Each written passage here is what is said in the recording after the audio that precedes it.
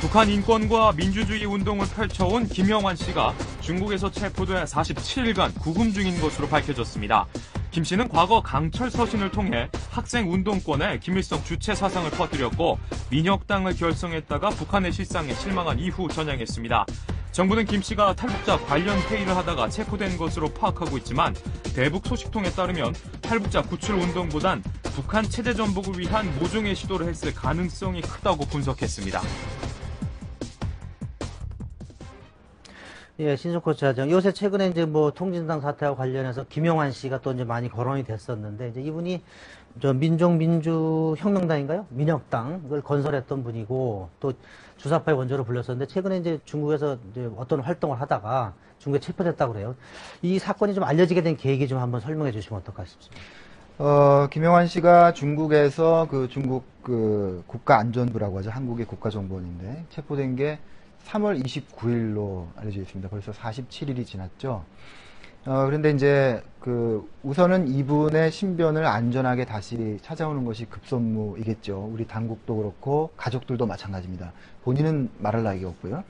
그래서 이 사실을 아마 극소수의 당국자와 관계자들만 정보를 공유하면서 조용히 노력을 했던 것 같습니다. 근데 이게 지금 시간이 지나고 접견도 안 되고 하면서 이게 안 되겠다는 판단을 주변의 지인들이 했고요. 특히 이 사실이 조금씩 언론에 알려졌습니다. 그래서 더 이상 비밀이 유지되지 않는다. 그런 판단도 작용해서 어제 김영환 석방대책위원회죠. 거기서 보도자료를 내게 됐습니다. 여기 보도자료를 내게 된 게 정부하고 좀 무슨 교감이 좀 있었나? 좀 그런 좀 느낌이 들던데. 지금 현재 정부하고 이 단체는 굉장히 좀 대립각을 세우고 있는데요. 예, 물밑에서 어떤 얘기가 있었는지 모르지만은 공식적으로 정부와 협의하지는 않은 것 같습니다. 오늘 보니까 저 죄목이라고 해야 되나요? 거기서 주장하는 게 국가 안전 위해죄 이렇게 돼 있는데, 위해죄라고 돼 있는데 보통은 통상 북한 인권 관련된 운동을 하는 분들이 좀 여럿 있지 않습니까? 중국에서. 근데 그런 거를 국가에 대한 이 정도 위해다라고 보는 그런 걸로 체포했다든지 이렇게 되는 게 좀 이해가 안 되는데, 왜 이런 죄명을 받게 됐는지, 그리고 이게 도대체 뭘 의미하는지 그걸 좀 알려주셨으면 좋겠어요. 국가안전위해죄라는 게 이제 중국의 죄명인데요. 우리로 생각하면 국가보안법 정도 되는 것 같습니다. 형법에 그런 조항이 있다고 하고요. 중앙일보가 일면에 좀 자세하게 죄명을 설명을 했는데, 근데 문제는 이것과 김영환 씨가 했을 것으로 추정되는 북한 인권운동, 또 북한 민주화운동이 어떻게 연관이 되느냐, 이게 좀 생각이 필요하겠죠. 근데 언뜻 드는 생각은 이렇습니다. 이미 말씀드렸지만은 북한과 중국은 혈맹이죠. 조중우 조약을 체결하고 있는 혈맹입니다. 그러니까 북한의 안위가 곧바로 중국의 국가이익에 영향을 미친다고 보는 그런 조약의 근본 정신이 아직 살아있는 거고요. 남한이나 국제사회가 북한 인권운동, 또 북한 민주화운동을 벌인다는 것은 북한 체제의 불안정성을 야기할 수 있는 거죠. 중국이 논리적으로 이 죄명에 근거를 댄다면 북한 체제가 불안해지고 만약에 북한이 무너지고 한다면 중국의 국가이익에 결정적인 침해가 온다.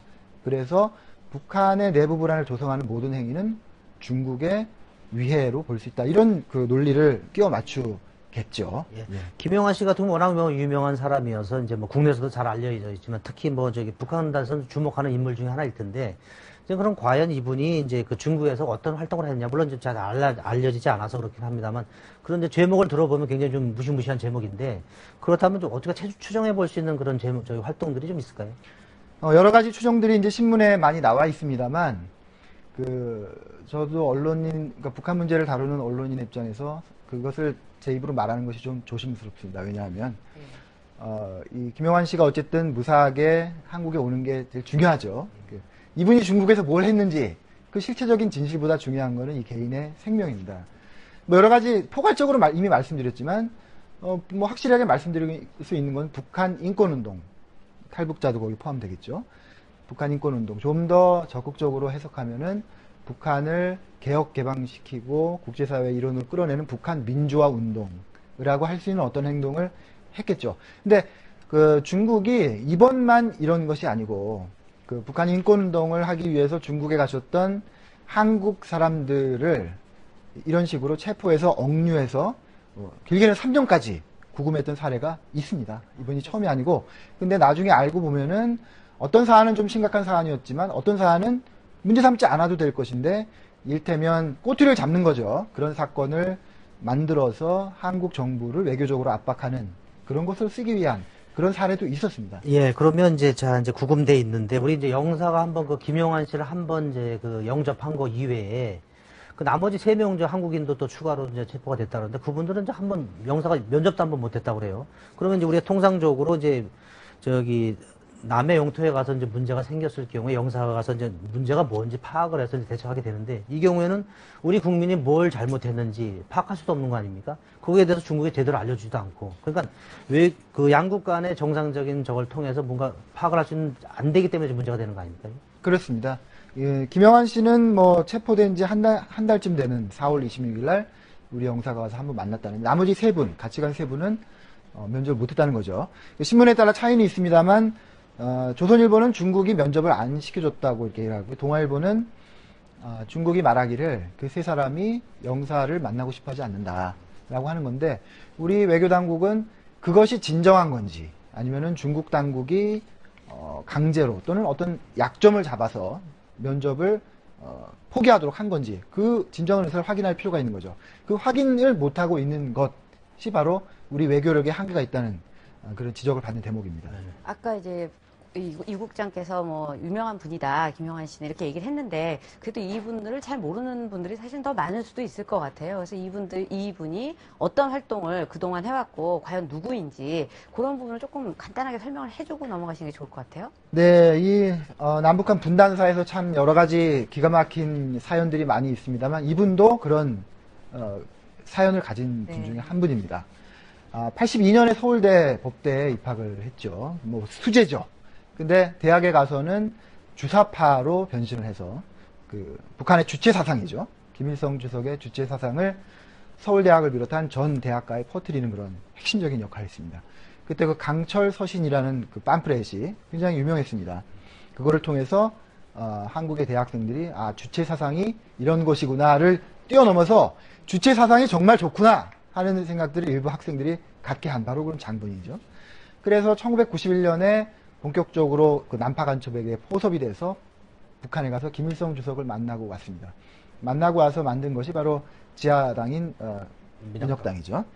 그렇게 해서 그 제도적으로 이제 그 남한 체제 전복 운동을 하게 되는데, 동시에 이분이 평양에 가서 평양의 그 독재 체제의 실상을 보고서 자기 마음이 이제 바뀌는 거죠. 그래서 전향을 합니다. 전향을 하고 97년에 민혁당을 깨죠.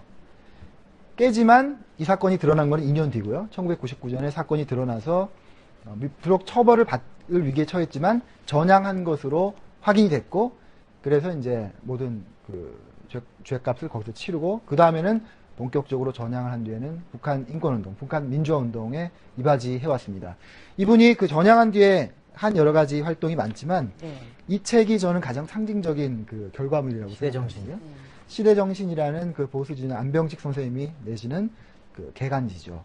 이 책의 편집위원으로 활동하고 북한 민주화 네트워크의 연구위원으로 활동하는데, 특히 이 책은 2008년 8월에 나온 책입니다.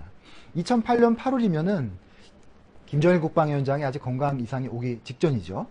그리고 이명박 정권으로 10년 만에 보수 정권이 들어선 그 직후인데, 이 책에 김용환 씨가 글을 씁니다. 제목은 북한 체제 붕괴의 형태와 경로라는 책이고요. 이 논문에 의미가 있다면 북한 붕괴론이라는 것이 굉장히 많이 있었습니다. 90년대 있었고 잠잠했다가 또 있었는데 이명박 정부 출범 이후에 다시 북한 붕괴론을 공론의 장으로 끌어들인 그 책이고 바로 그 글이었습니다. 그리고 나서 바로 그달에 이 책이 나온 지 보름 만에 김정일 국방위원장이 뇌경색으로 쓰러지고, 그래서 본격적으로 북한 붕괴론이 번지게 되는.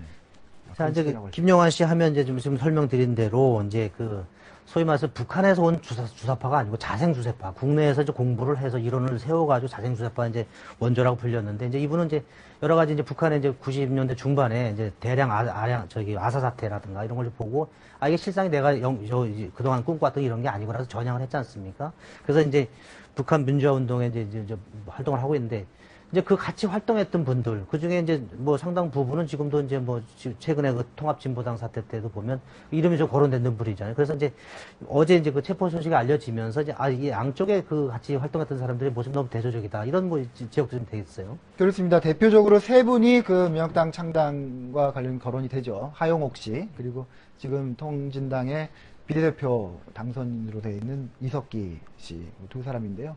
두 분은 전향하지 않았죠. 그리고 지금도 북한에 대해서 확실한 자기 입장을 밝히지 않고 있습니다. 물론 그 전향하지 않은 죗값을 치렀죠. 옥고를 치렀지만 전혀 다른 두 길을 가고 있는 사람들입니다. 네. 아니, 근데 이분의 결론은 어떻게 빨리 우리가 잘 무사하게 이제 한국으로 귀환시켜야 되는데, 돌아오게. 근데 그 절차라든가 정부의 노력 같은 게 뭐가 더 있는지 지금 하고 있는 건지, 또 정부가 이걸 어느 시점에서 알아서 지금 대응을 하고 있는지 이런 것도 좀 궁금하거든요. 정부는 뭐 이 사건이 난 직후에 알았겠죠. 알았지만은, 흔히 얘기하는 조용한 외교. 이 조용한 가운데 또 어떻게 말하면 솔직히 말해서 가장 좋은 해법은 국민들이 전혀 모르는, 중국과 한국의 국민들이 모르는 가운데 양국의 외교당국, 정보당국이 협상을 해서 중국이 추방을 하고 우리가 데려오는 그 방식입니다. 그 방식이 가장 좋은 건데 이미 그게 어렵게 됐죠. 이게 공론화됐기 때문에 뭐 이제부터는 떠드는 외교로 갈 수밖에 없습니다. 네. 언론들이라도 나서서 네. 김영환 씨를 조속히 석방하도록 이렇게 촉구를 해야 되는 거죠. 예, 하여튼 뭐 체포 소식이 알려지기 이틀 전인가요? 이명박 대통령이 마침 중국을 방문했었는데 그때도 혹시 그런 얘기가 안 됐었는지, 아니면 그 뒤에 나온 거 보면 그 정상이 방문했었는데도 뭐 해결 안 된 거 보면 뭐 쉽지 않은 문제일 것 같은데, 어쨌든 우리 국민이 공안에 체포되는 소식 전해드렸고요. 하여튼 무사히 좀 우리 고국으로도 돌아올 수 있도록 외교적인 노력, 총력을 좀 기울여야 되겠습니다.